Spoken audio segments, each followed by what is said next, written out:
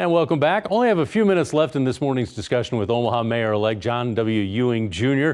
Thanks again for being here. You've been around City Hall for a while. Still, nobody really knows a job and what it entails until they're in it or they're very close to it. Have you had any surprises, anything that you weren't expecting? Yeah, one of the things that surprised me a little bit is the complexity of the mayor's office and then the department heads and how things are divided there. And I was like, okay, I didn't realize that we had all these different people doing similar things in some respects. What kind of mayor are you going to be? Are you a hands-on kind of guy, or are you more of a, hey, I'm going to sit back, delegate, put the right people in the right places, and let them figure it out?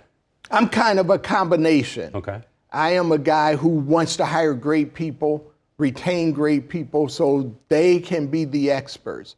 But then what I like to do is be engaged with them so I can empower them and I can communicate, I can give advice. So I'm not going to go in and do their job, but I will give advice and input if I think I can be helpful.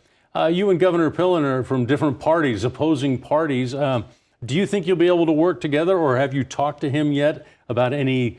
There are issues that you may find yourselves on opposite sides on. Well, one of the things I'm going to reach out to him about is economic development and trying to increase the number of tools we have in our tool belt. I'm also going to reach out to him and say thank you for signing LB 290, which allows us greater flexibility with the business park development. So that was very helpful that we were able to get that. So I will work with anybody, anywhere for the people of Omaha, Nebraska. I do want to ask you something that followed Mayor Stothert throughout her time in office, because I asked her several times about it, is the restaurant tax. You're going to keep it, and if you're not going to keep it, how do you replace the revenue? Well, I think we have to keep it. One of the things I'm not going to do is I'm not going to play the games of saying, oh, I think we can get rid of it. I don't see how you get rid of it the way it's currently being used. One of the things I would like to do is consider taking and putting more of the revenue toward the pension systems so we can shore those up a little bit faster. So I might change. I know it would take a city charter amendment, but I might try to change the way we utilize it. But it's a lot of money, and some people don't think it's a fair tax, but it is a revenue source that basically saved the city's bond rating when it was implemented. How's your family reacted to your winning? They seem pretty excited on election night. Yeah, they are over the moon excited. And our youngest daughter, Alexandria, actually said, Dad, I feel like these are the best days of our lives.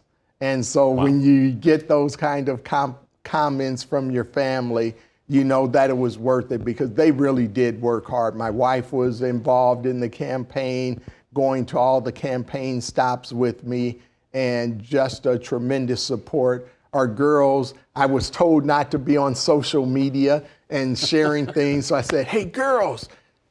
And so every time I saw something, make sure you share this, make sure you send it here. Nice. So they did a great job of keeping me from getting in trouble with my campaign folks. They didn't say, hey, Dad, hey, Boomer, stay away from it. I mean, that's what my kids would say. To me. So finally then, how will you know if you've been a successful mayor when you look back on whenever you're done? For me, it will be the economic development and the quality of life for all of the people in Omaha. I think Omaha is a great city.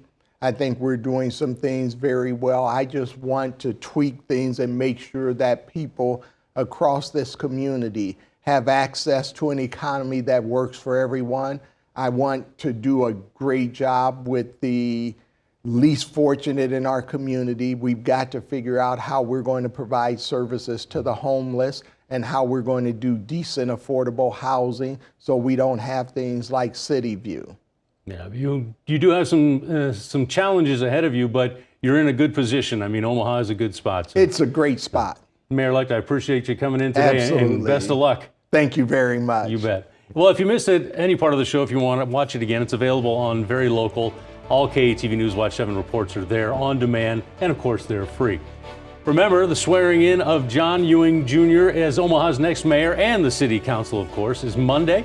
Of course, KATV News Watch 7 will have complete coverage. Thanks for watching today. I'm Rob McCartney. We'll see you back here next Sunday morning for KATV News Watch 7's Chronicle. Okay.